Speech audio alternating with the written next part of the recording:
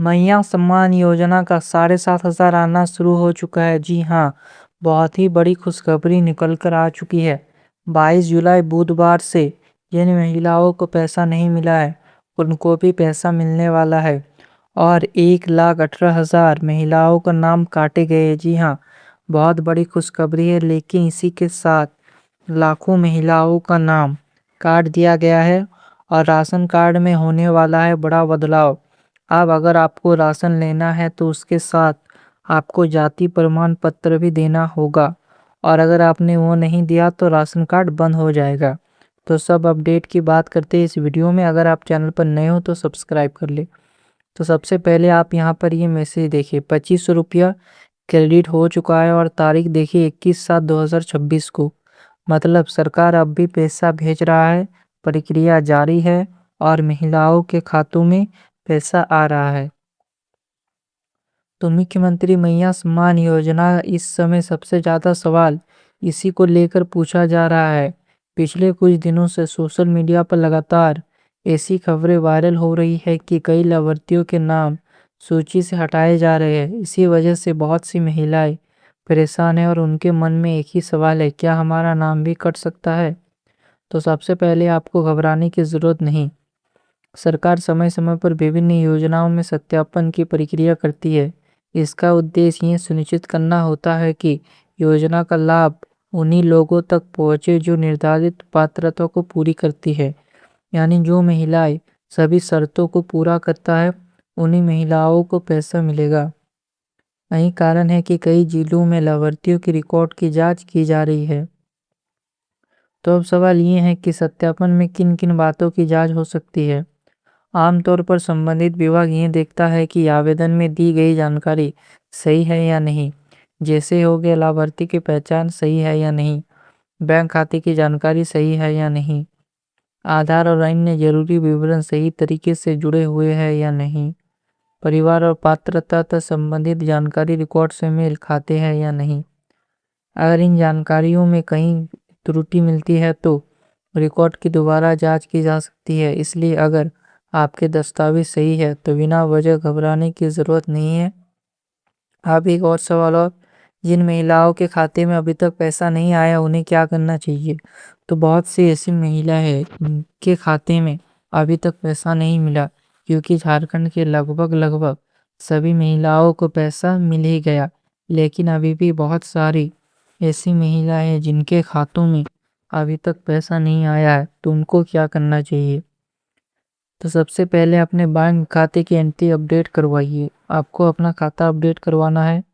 उसके बाद ये सुनिश्चित करें कि आवेदन में दिया गया बैंक खाता सक्रिय है और उसमें कोई तकनीकी समस्या नहीं है। मतलब जब आपने आवेदन भरा था उसमें आपने जिस खाते का नंबर दिया था वो खाता चालू हो। इसके साथ ही ये भी जांच लें कि आपका आधार और अन्य जरूरी विवरण सही तरीके से दर्ज है या नहीं। मतलब आवेदन में दिया गया सभी जानकारी सही है या नहीं।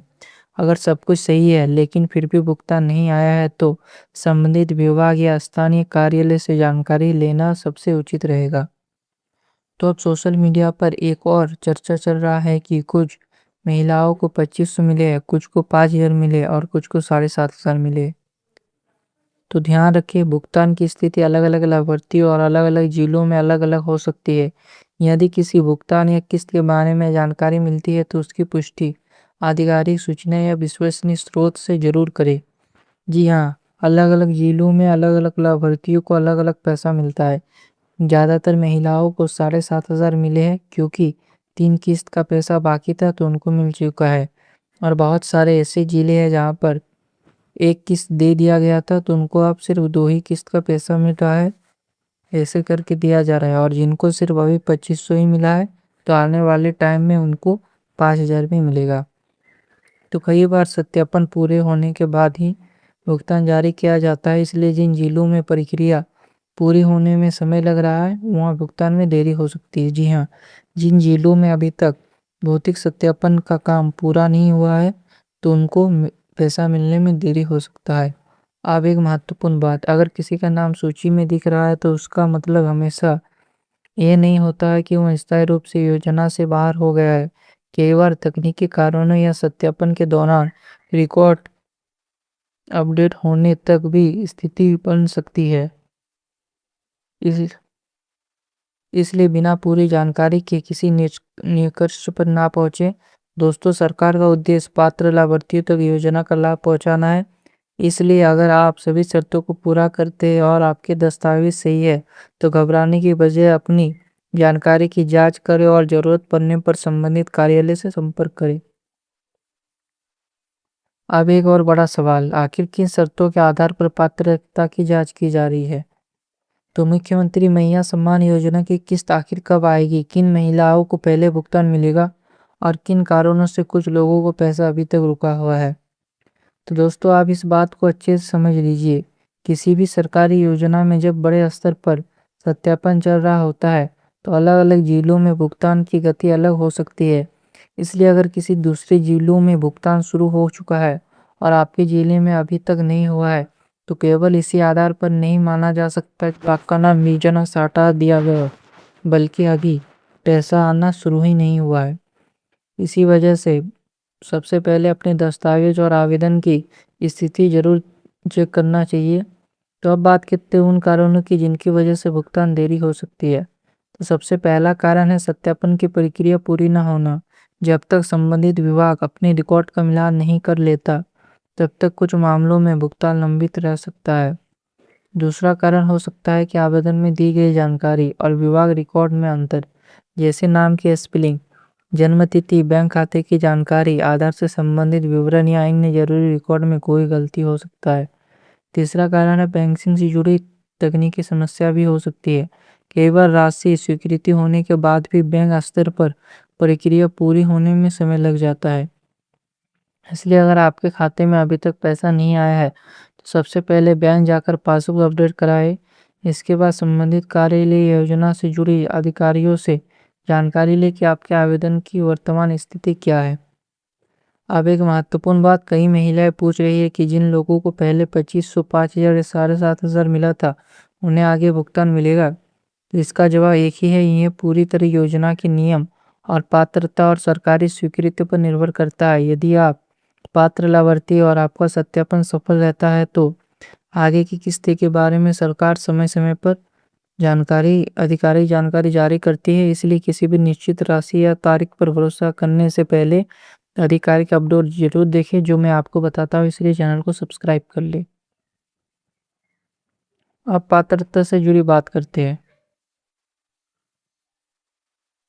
सत्यापन के दौरान विभाग ये सुनिश्चित करता है कि लाभार्थी योजना की निर्धारित शर्तों को पूरा करता है या नहीं। अगर किसी व्यक्ति की जानकारी रिकॉर्ड से मेल नहीं खाती या आवश्यक शर्तों को पूरा नहीं होती, तो उसके आवेदन की दोबारा जांच की जा सकती है।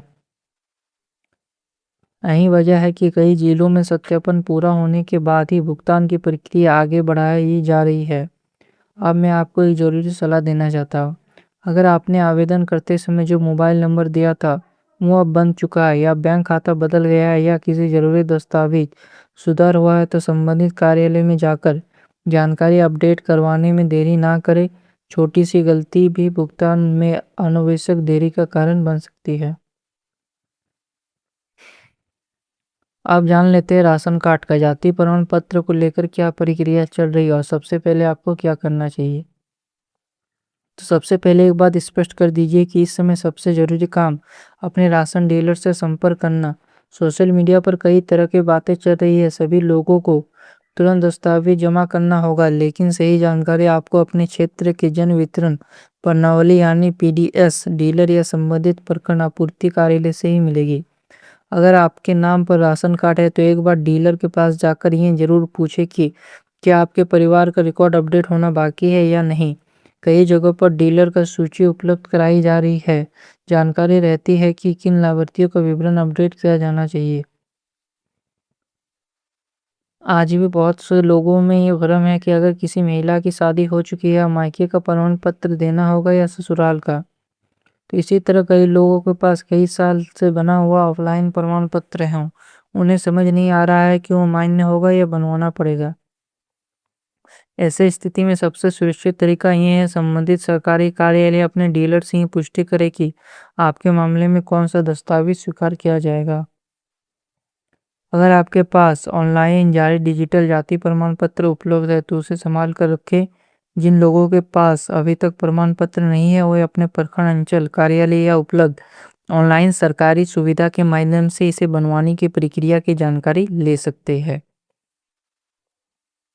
तो जो जानकारी सामने आई उसके अनुसार कई स्थानों यह काम राशन डीलर के माध्यम से किया जा रहा है। डीलर आपके दस्तावेज की जानकारी सिस्टम में अपडेट करने की प्रक्रिया पूरी करते हैं। इसलिए बिना किसी बेचौलिया के सीधा अपने अधिकृत राशन कार्ड डीलर से संपर्क करना सबसे बेहतर रहेगा। अगर किसी कारण से डीलर आपको अतिरिक्त जानकारी के लिए प्रखंड कार्यालय भेजता है तो वहीं जाकर संबंधित अधिकारी से जानकारी ले, किसी अनजान व्यक्ति को दस्तावेज या पैसा ना दे। तो दोस्तों ये था मैया सम्मान योजना और राशन कार्ड को लेकर बड़ा अपडेट। तो ऐसे ही सही अपडेट और सटीक जानकारी के लिए अभी तुरंत स्मार्ट योजनाओं को सब्सक्राइब करें, जो कि इस चैनल पर मैं ज़रूरी जानकारी आपको देता ही रहता हो। तो वीडियो को ज़्यादा से ज़्यादा शेयर करें।